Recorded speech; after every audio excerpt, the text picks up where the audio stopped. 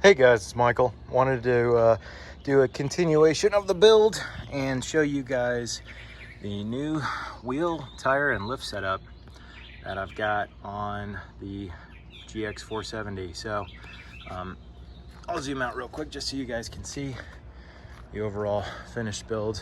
But my GX is a 2006.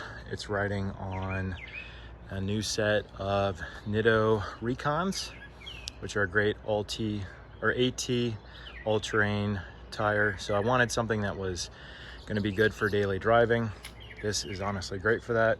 It does not have a lot of road noise, barely any, much over stock. I mean, there's obviously a little bit because they are bigger and they are an all-terrain, but these are great. 33s because I wanted to not get totally killed on gas mileage, and I didn't want to have to do any trimming, or rather any body mount chop or anything like that. So overall, I think these look really, really sharp. They are covering the Nitto, or I'm sorry, the Nittos are covering the Method 305 double blacks. So this is a non-bead locking wheel. It does have a faux bead lock lip that goes all the way around with the faux nuts that go all the way around. It probably would have looked fine if it had most of the time these nuts are chrome.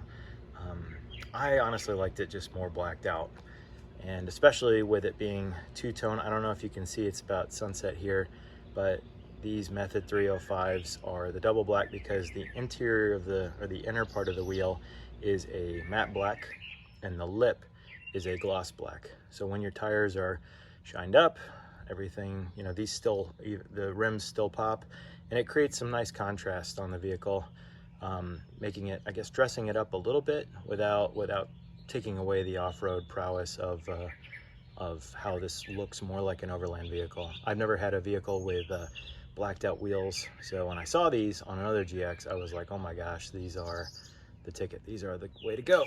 So you can see the design.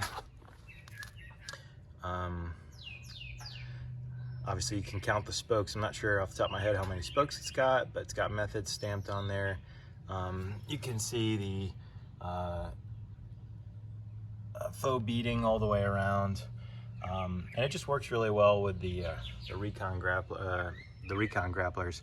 And again, this whole package rides super, super nice. So I am loving this setup.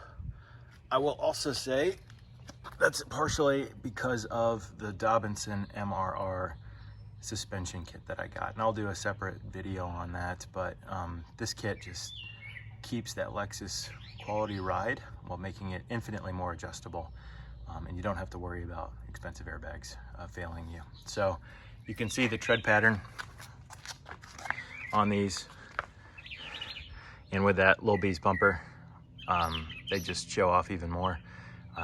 Big fan.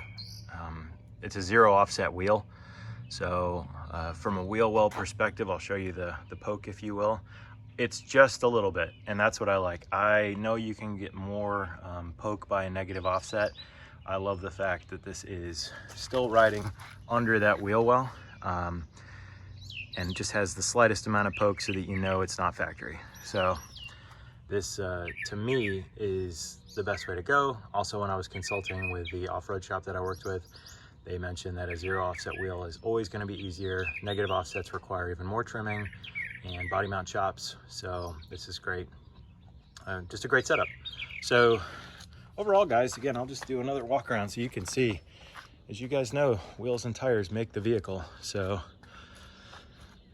to me, that just is super sexy. It has that TRD off-road sort of look for a Lexus, which obviously Lexus never made. Hopefully they do. I know they're getting more off-roady now that they've introduced the new GX model, or concept rather, or generation. But yeah, overall, this gives it exactly what I was looking for. Really nice contrast off the silver. I think it looks super sharp. I'll walk back here so you can see. So